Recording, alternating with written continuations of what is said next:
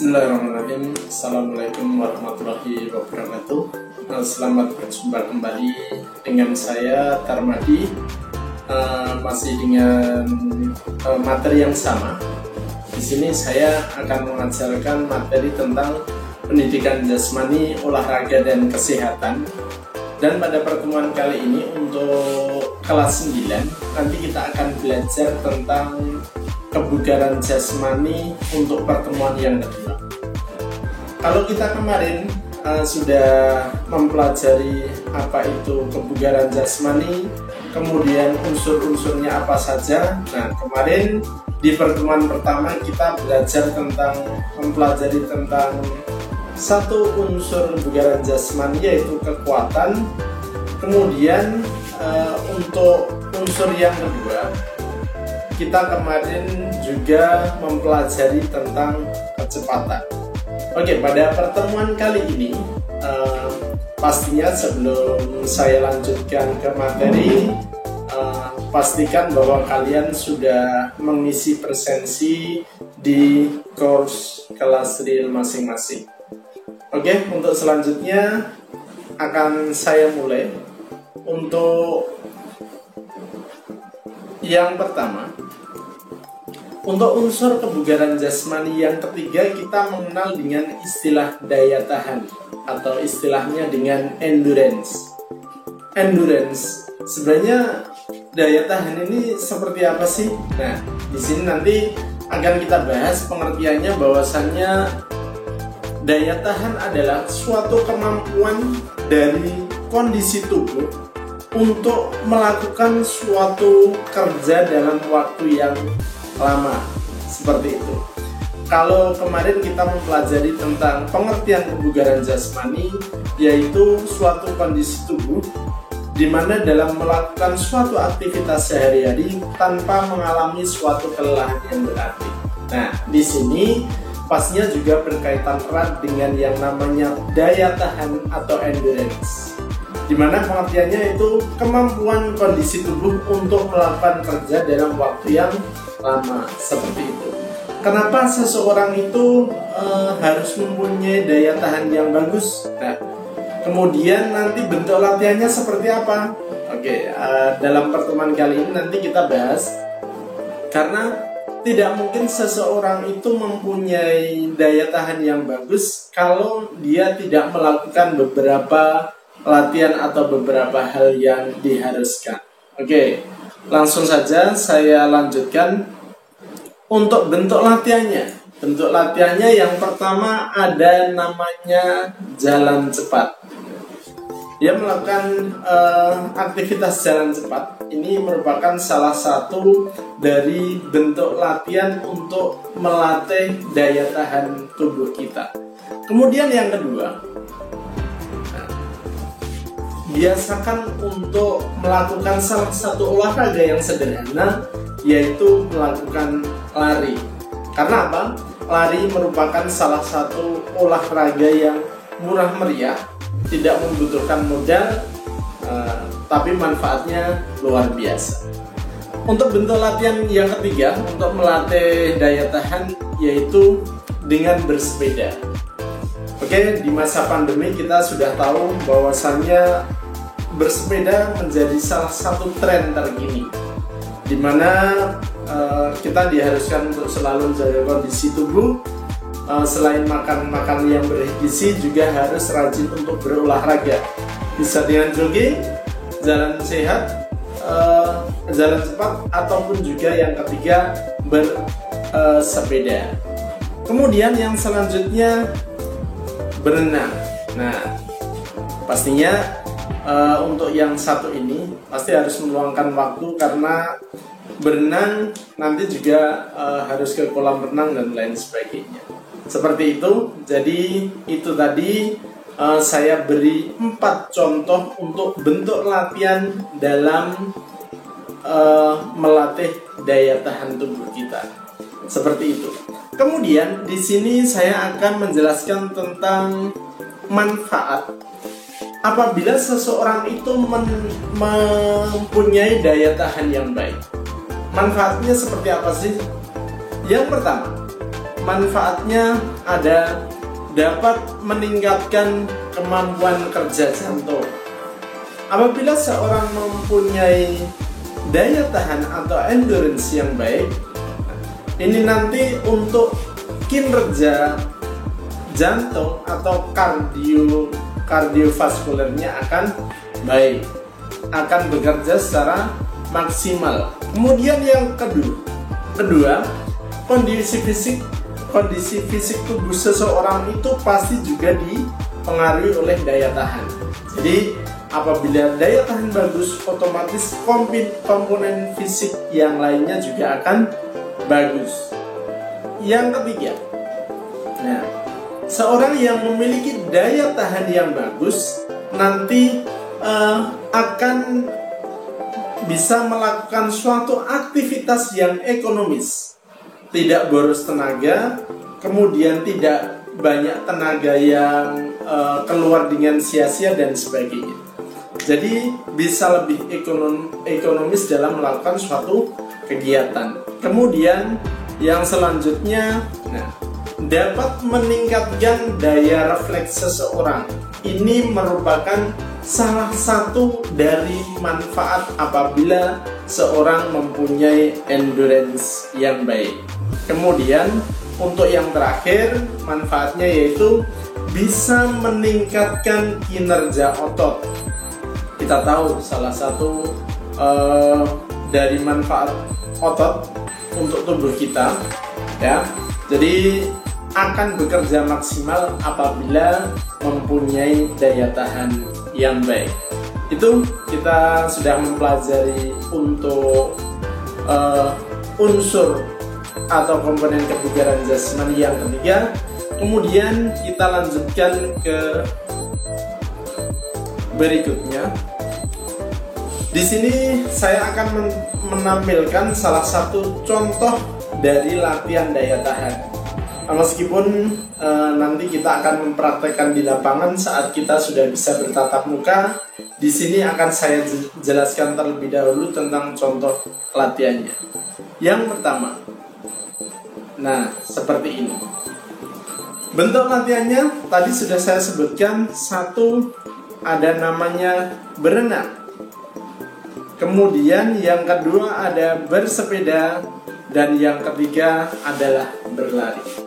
Jadi kurang lebih ada 3 latihan yang apabila kita biasakan pastinya akan berpengaruh besar terhadap daya tahan atau endurance kita.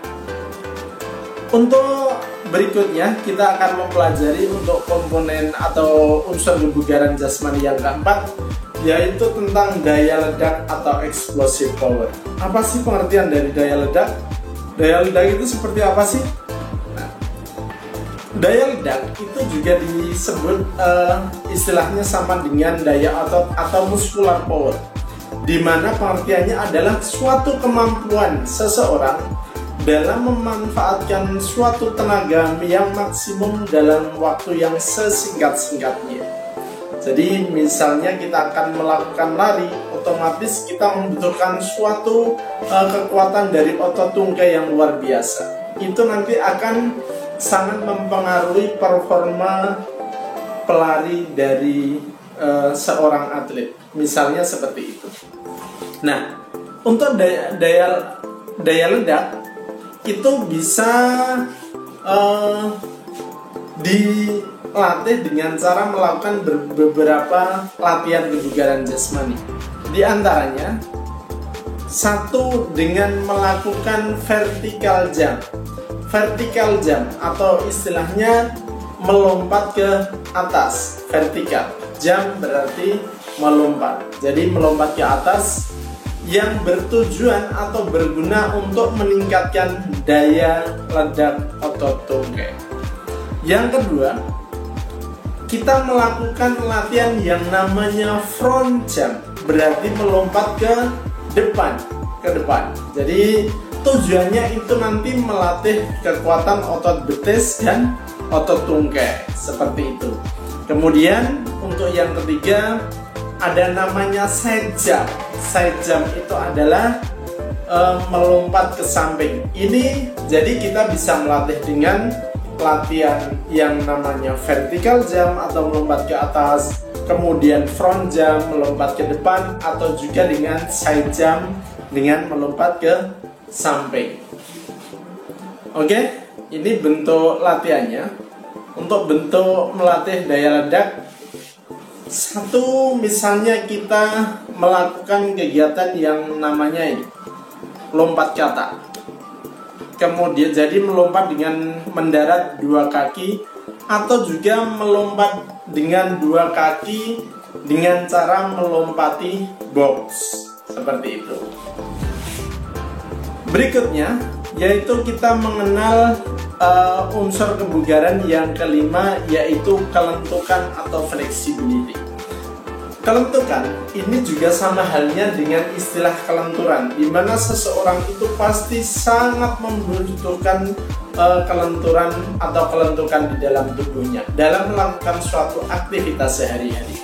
Pengertiannya apa? Pengertiannya, kelentukan atau flexibility adalah kemampuan tubuh untuk melakukan suatu gerakan melalui ruang gerak sendi secara maksimal. Jadi seperti itu. Jadi apabila tubuh kita fleksibel, nah ruang gerak sendi kita nanti bisa bekerja secara maksimal. Kemudian untuk mempersingkat waktu, langsung saja akan saya jelaskan tentang bentuk latihan dari kelentukan. Yang pertama, ada latihan untuk mencium lutut. Bisa sambil berdiri, bisa sambil duduk. Kita bisa latihan mencium lutut kita tanpa menekuk kaki, seperti itu. Kemudian yang kedua, ada latihan kayang. Nah, kayang pastinya juga melatih kelenturan untuk otot pinggang dan otot punggung, seperti itu. Tujuannya untuk melatih kekuatan otot perut, kemudian otot pinggang dan juga otot punggung, seperti itu.